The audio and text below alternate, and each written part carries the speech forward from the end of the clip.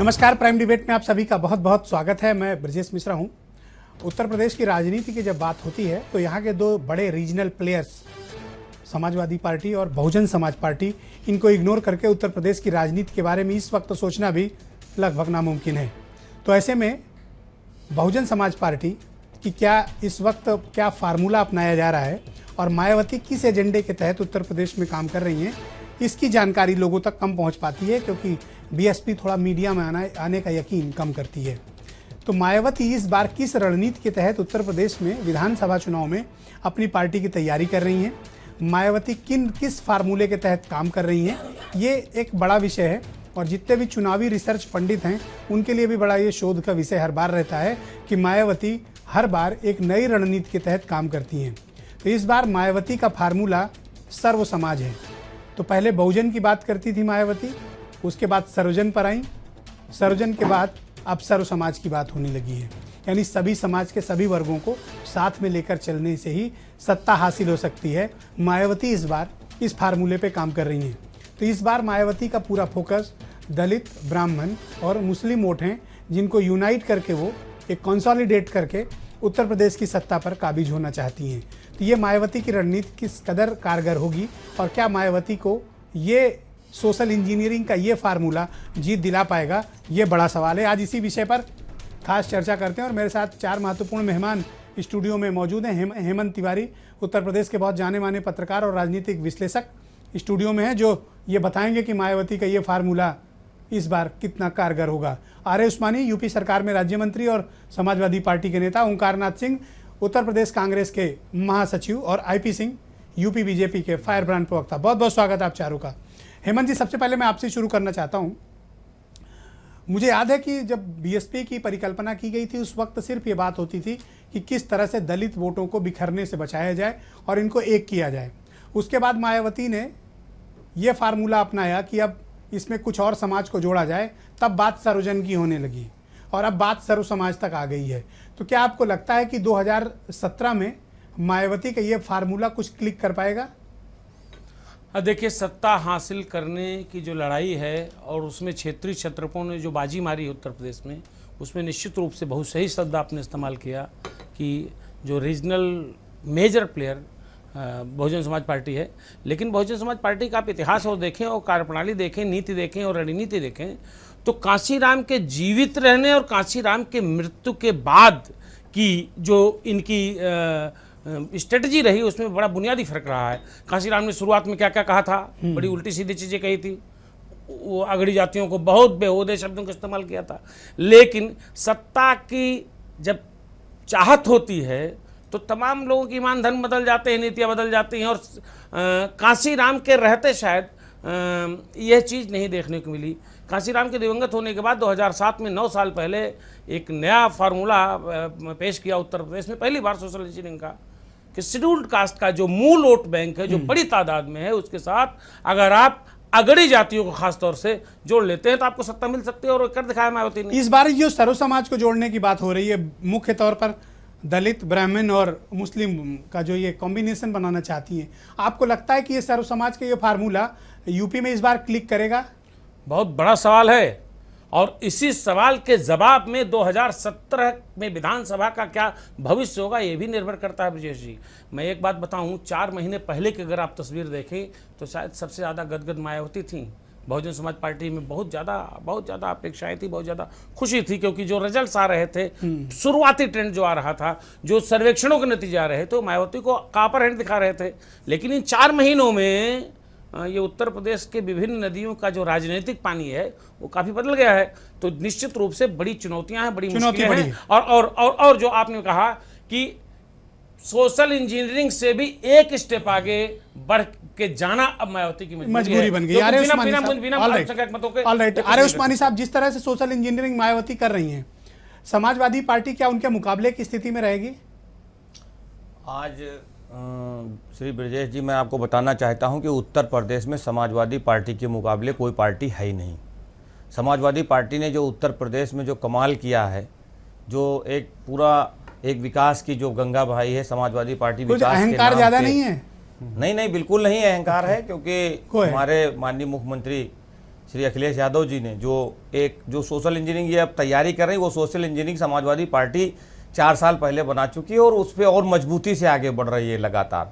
Samajwadi party जो है वो जाति और धर्म की राजनीति नहीं करती, समाजवादी पार्टी सबको साथ लेकर जाति की राजनीति तो आप ही लोग की शुरू की हुई है उत्तर प्रदेश की राजनीति में, और आज आप कह रहे हैं कि हमें इससे मतलब नहीं है। हमारे यहाँ जो है केवल विकास की बात है। चाहे आप देख लीजिए पूरा आगरा से लेकर लखनऊ तक एक्सप्रेस वे, लखनऊ में मेट्रो चलाने जा रहे हैं। ओंकारनाथ जी, अगर कोई दूसरी पार्टियां 25 साल तक सोचेंगी नहीं विकास के कार्य हम लोग करा रहे हैं। ओंकारनाथ जी, ये जो बीएसपी जिस फार्मूले के तहत काम कर रही है, दलित, ब्राह्मण और मुस्लिम, मुझे याद है कि 90 के दशक के पहले उत्तर प्रदेश में कांग्रेस का यही फार्मूला था और इसी फार्मूले के तहत आपने यूपी में 40 साल राज किया। लेकिन आज यही वर्ग, यही समाज कांग्रेस से इतना दूर हो गया है कि ये पलटकर आपका मुंह देखने को तैयार नहीं है। देखिए आज और मायावती देखिए वही कर रही हैं। हाँ, मायावती जी जो कर रही हैं वो असल में जो काशीराम जी का मिशन था वो दूसरा मिशन था, लेकिन मायावती जी ने क्या किया कि उस मिशन को कमीशन में बदल दिया, और जो कमीशन में बदल दिया तो उन्होंने फिर वो उनके अपग्रेडेशन की बात छोड़ के और सीधे सीधे ये सोशल इंजीनियरिंग पे आ गई और बहुजन से सर्वजन पे आ गई है। तो ये जो लालच है, एक स्टेप गई है सर्व समाज। सर्व समाज, अब जब ये सर्व समाज के पास आ गई हैं तो उसमें ये कमीशन लेना जो शुरू किया कि हर टिकट का जो पैसा मांगने की बात की है। अरे उनका बिक रहा है, वो बेच रही है, आपका तो कोई लेने को तैयार नहीं है। उसका नतीजा है ना, आपका तो लेने को तैयार नहीं है। बेच तो रही है, लेकिन आज उनकी डिमांड इतनी है, आपको कोई पूछ नहीं रहा है, आपको क्यों दर्द हो रहा है? आज इनकी डिमांड ये है कि उनके सारे आदमी, उनके सेनापति छोड़ छोड़ के सेना भाग रहे हैं। अगर वो यही कर रही होती तो आर के चौधरी न भागते, ये जो नेता विरोधी दल थे वो न भागते। और इसके साथ में आप ये देखिए कि इनके पास जो बहुजन का जो शेड्यूल कास्ट का वोट था उसमें भी जो इनका 13% चमार है वो भी आप समझिए कि छिटक के भाग रहा है कि ये हम लोग का इस्तेमाल कर रहे हैं। क्या ये आपके पास आ रहे हैं जो छिटक रहे हैं, आपके पास आ रहे हैं? क्या देखिए, आपको तो मिल नहीं रहा है कुछ। अब ये तो आप समय बताएगा किसको मिल रहा है। ऑलराइट, आईपी सिंह, मैं आपसे ये समझना चाहता हूं कि मायावती जिस सोशल इंजीनियरिंग के जरिए भारतीय जनता पार्टी को यूपी में चुनौती दे रही हैं, तो स्टेक तो आपकी बहुत बड़ी है, क्योंकि पिछला जो परफॉर्मेंस है वो बीजेपी का ही सबसे ज़्यादा दांव पर है। यूपी में आपके पास 73 मेंबर ऑफ पार्लियामेंट्स हैं और बहुत प्रचंड बहुमत के साथ यूपी में जनता ने आपको यहाँ से भेजा था। तो ऐसे में जाहिर सी बात है कि स्टेक आपका बहुत बड़ा है, और मायावती जिस फार्मूले के तहत आगे बढ़ रही हैं, तो इतना डिफेंसिव क्या है समझती है भारतीय जनता पार्टी खुद को? देखिए, बीएसपी संक्रमण काल से गुजर रही है और बीएसपी में जिस प्रकार की टूट हो रही है वो साफ साफ दिखाई देता है। और उत्तर प्रदेश की जनता इस अब भ्रम में बिल्कुल बीएसपी के आने वाली नहीं है। दौलत की बेटी मायावती के माया जाल को अब बिल्कुल जनता जान चुकी है। और मान्यवर काशीराम जी को लेके बात हो रही है। जब मान्यवर काशीराम देश की राजनीति करते थे, बहुजन समाजवादी पार्टी बनाया उन्होंने, तो बहुत साफ था उनका एक नारा था, जिसकी जितनी संख्या भारी उतना उसका हक उसको मिलेगा। आज क्या है, जिसकी जितनी जेब भारी उतनी उसकी हिस्सेदारी। ये मायावती जी ने एक फॉर्मेट दे दिया। उत्तर प्रदेश को उन्होंने लूटा है। नारचम का 5000 करोड़ का घोटाला हुआ। आज भी उनके भाई जो आनंद कुमार हैं उनको लेकर यादव सिंह प्रकरण सुन लीजिए। आप लोग को तो चंदा बड़े कारपोरेट घराने देते हैं, मायावती को चंदा तो कोई नहीं देता। तो ऐसे में अगर वो अपने कार्यकर्ताओं से चंदा लेती हैं तो आप लोग के पेट में इतना दर्द क्यों होता है? नहीं, वो देखिए उनकी यूएसपी है, वो बेचती है, अच्छी सेल्स वुमेन है वो। आप लोग का तो देखिए नहीं है। दोनों में किस कारपोरेट आप लोग क्या ये बताइए कि जेपी ग्रुप ने मायावती को हजार करोड़ रुपए नहीं दिया। जो एक्सप्रेस आपकी सरकार है, जांच करा लीजिए। आपकी सरकार है, केंद्र में जांच करा लीजिए। बेचने का काम किया है आपकी सरकार है ना, जांच कराइए। नहीं, बिल्कुल जांच होनी चाहिए। मैं समझता हूं, मैं तो आपके इस इतने बड़े जो देश का इतना बड़ा प्लेटफॉर्म है उससे बार बार मैंने मांग की, आज पुनः मांग करता हूं कि मायावती जी के तमाम जो इस प्रकार के रिश्ते हैं उसकी सीबीआई जांच होनी चाहिए, जिससे दूध का दूध, पानी का पानी साफ हो जाए। ऑलराइट, हेमंत जी, मायावती ने पिछली बार कैसे धोखा खाया और इतनी बुरी हालत बीएसपी की क्यों हुई कि पार्लियामेंट के इलेक्शन में 0 सीट, 2012 के असेंबली इलेक्शंस में उनकी पूरी सरकार चली गई और बहुत बुरी पराजय का सामना करना पड़ा? चूक कहाँ हुई है? जोनल कोऑर्डिनेटर की जो संस्था है जो मायावती ने बनाई हुई है, क्या कोऑर्डिनेटर ही बीएसपी को खा रहे हैं? बहुत बड़ी बात है। और आज भी शिकायतें वही आती है। अगर 4 महीने के दौरान मायावती और बहुजन समाज पार्टी की स्थिति चिंतनीय हुई है तो उसके पीछे सबसे बड़ा कारण इनके जो कोऑर्डिनेटर्स हैं, जो इनका सिस्टम है ऑर्गेनाइजेशन का, उनकी खराबी है, उनके बारे में बहुत भ्रांतियां हैं, बड़ी गलत अफवाहें हैं। नहीं, क्या है? आप खुलकर बोलिए, बहुत सीधी सी बात है, खुलकर बताइए। पैसे लेते हैं, क्या करते हैं इनके कोऑर्डिनेटर? देखिए, मायावती ऐलानिया पता तो चले मायावती को भी। मायावती ऐलानिया कहती हैं, स्वीकार करती हैं कि हमको पार्टी चलाने के लिए पैसे की जरूरत है और हमारे कार्यकर्ता, हमारे जो चुनाव लड़ने वाले हमको पैसा देते हैं। वो चोरी नहीं करती, सीधे सीधे कहती हैं, लेकिन चोरी तो करते हैं जो इनके कोऑर्डिनेटर हैं, जो जोनल कोऑर्डिनेटर हैं, जो जिलों में बैठे हुए हैं। मैं कई की जानता हूं जिनके पास मोटरसाइकिल की हैसियत नहीं थी, उनके पास 4-4 फॉर्च्यूनर कहां से आ गई, 4-4 प्लॉट कहां से आ गए। ये देखना होगा, ये मायावती को नुकसान कर रहे हैं। तो क्या ये सब मिलकर मायावती का कोई मिशन कमजोर कर रहे हैं जितने कोऑर्डिनेटर हैं? भाई निश्चित रूप से मायावती जिस हिसाब से आई थी, आप सोचिए 2007 में क्या प्रचंड बहुमत से सरकार आई थी। पहले तो कुछ ब्यूरोक्रेट्स ने उनको धोखा दिया। 2007 से 2012 तक जो सरकार उन्होंने चलाई, जो मायावती की आम छवि थी, जिस छवि की अपेक्षा में, जिस काम की अपेक्षा में, उनके जिस अंदाज की अपेक्षा में लोगों ने वोट दिया था, वो तब कुछ ब्यूरोक्रेट्स ने होने नहीं दिया। मायावती खुल के बाहर नहीं आई और उसका खामियाजा 2012 में भुगतना पड़ा उन्हें। ये कोऑर्डिनेटर्स क्या मायावती की मजबूरी बन गए हैं कि इनको हटा नहीं सकती हैं, रिप्लेस नहीं कर सकती, या इनके खिलाफ कार्रवाई, या इस पूरे सिस्टम को तोड़कर वो कोई नया सिस्टम क्रिएट करें? ये जो कोऑर्डिनेटर्स की वसूली और जो पार्टी विरोधी काम कर रहे हैं, इन पर तो लगाम वो नहीं लगा पा रही। मुझे लगता है कि मायावती जैसी सख्त मिजाज पॉलिटिशियन के लिए अब ये जरूरी हो गया है कि उनकी छवि जो लोग खराब कर रहे हैं, चाहे पैसा लेकर के, चाहे समाज में किसी कारण से, उनके साथ सख्ती बरतनी चाहिए। और मायावती इस मामले में शायद सफल नहीं साबित हुई हैं, कमजोर साबित हुई हैं। जो उनका अंदाज है, जो उनका मिजाज है, अभी भी वक्त है। अगर कुछ ऐसे लोगों को उन्होंने पनिश कर दिया तो शायद जो 2-3 महीने में थोड़ी सी चिंतनीय स्थिति हुई है, उसमें कुछ सुधार होगा। ब्रजेश, अरे उस्मानी जी, आप बताओ, इस वक्त सबसे बड़ा मुद्दा उत्तर प्रदेश में बीजेपी और बीएसपी ने लॉ एंड ऑर्डर को बना रखा है, जिसकी वजह से समाजवादी पार्टी सरकार का जो भी विकास का कार्य है वो सब पीछे हो जाता है। और आप लोग चाहते हुए भी उस चीज को काउंटर नहीं कर पाते हैं। नहीं, काउंटर इसलिए नहीं कर पाते हैं क्योंकि उसमें कोई ना कोई सफाई इन्वॉल्वमेंट होता है। नहीं ब्रजेश जी, ऐसा है कि ये पार्टियां दोनों जो हैं बौखलाई हुई हैं। दोनों क्या, तीनों पार्टियां बौखलाई हुई हैं। इनके पास कोई मुद्दा नहीं है, इनके पास कोई जनाधार नहीं है। जिस बीएसपी की आप बात कर रहे हैं, जिसके ऊपर आप चर्चा कर रहे हैं, उसमें बड़े पैमाने भगदड़ मच गई। स्वामी प्रसाद मौर्य जो महत्वपूर्ण पोस्ट पे नेता विरोधी दल थे, वो उस पर लात मार के छोड़ के भाग गए। आर.के. चौधरी जी छोड़ के भाग गए। उनके साथ हजारों हजार बीएसपी के नेता छोड़ के भाग रहे हैं। हजारों हजार गए? 2-4 नाम बताओ ना मुझे। भाग रहे हैं। कोई ऐसा बड़ा नाम उसके बाद जो बड़े नाम ले तो रहे आप। नहीं, इन दो के अलावा आप कह रहे हैं हजारों लोग चले गए। कौन लोग गए हैं? हजारों हजार कार्यकर्ता। देखिए ना, मीटिंगें हो रही हैं उनकी, और उसमें देखिए जो भीड़ जुट रही है, जो इनके बसपा के भगदड़ वाले लोगों की, और उनको ठिकाना कहीं मिलने वाला नहीं, क्योंकि समाजवादी पार्टी के मुकाबले कोई दल है ही नहीं।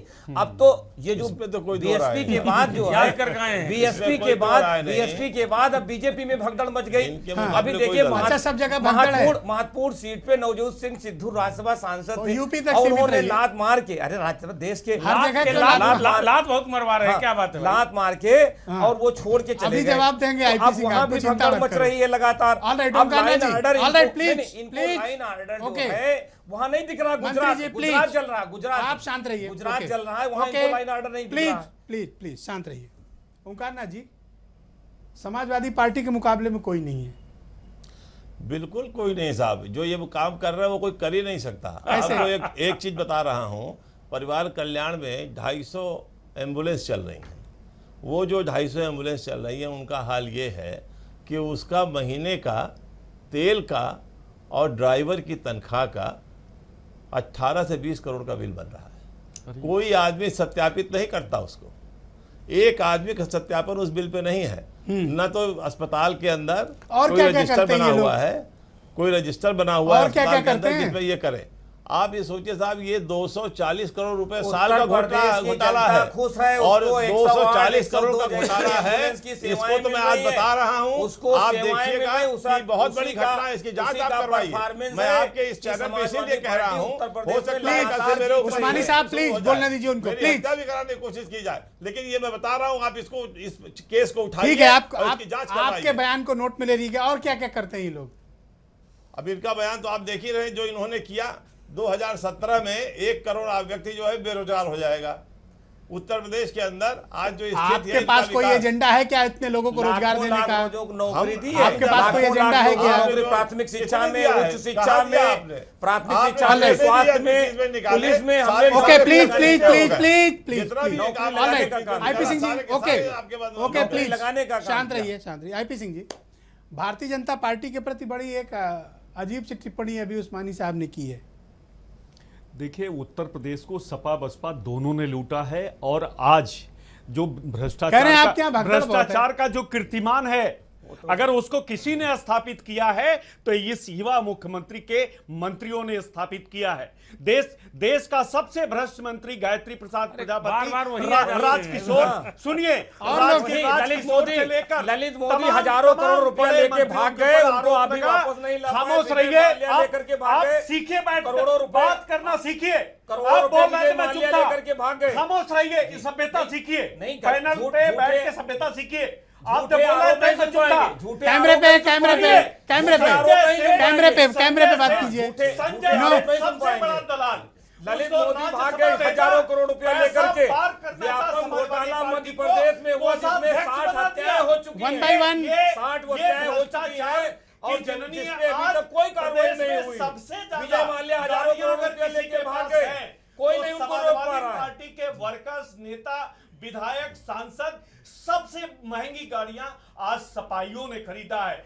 समाजवाद सबसे महंगी गाड़ियों पर, मर्सिडीज पर बैठ कर आता है। तमाम वो तो दिखाई पड़ रहा है, वो तो दिखाई पड़ रहा जो लोग कैमरे पे कैमरे पे प्लीज आए थे। No personal talk no 20 lakh गरीबों के नो। खाते में देंगे। 15-20 लाख रुपया गरीबों के खातों में देंगे। 2007 उनके खातों में अरे एक पैसा खामोश भी रहो नहीं भाई। पहुंचा, खामोश एक पैसा रहो। उनके खातों में नहीं पहुंचा। कैमरे पे। और विदेश की उस्मानी यात्राएं साहब हो रही हैं। प्लीज प्लीज लोग विदेश ऑलराइट में नो करोड़ों प्लीज करोड़ों रुपए जो प्लीज है, उस्मानी वो जब प्लीज पैसा खराब कर रहे हैं। प्लीज इनके पास कोई मुद्दा नहीं प्लीज है। इनके नो। पास कोई मुद्दा नहीं इन लोगों के पास। उस्मानी साहब प्लीज देखिए, 2007 से पहले की जो मायावती थी, तब से आज 2016 में बहुत पानी बह चुका है। 2005 से 7 के बीच जनता परिवर्तन चाहती थी, श्री मुलायम सिंह को हटाना चाहती थी। यही कारण था कि पहली बार बहुजन समाजवादी पार्टी को बहुमत प्राप्त हुआ। लेकिन काशीराम जब तक जीवित रहे तब तक बहुजन समाजवादी पार्टी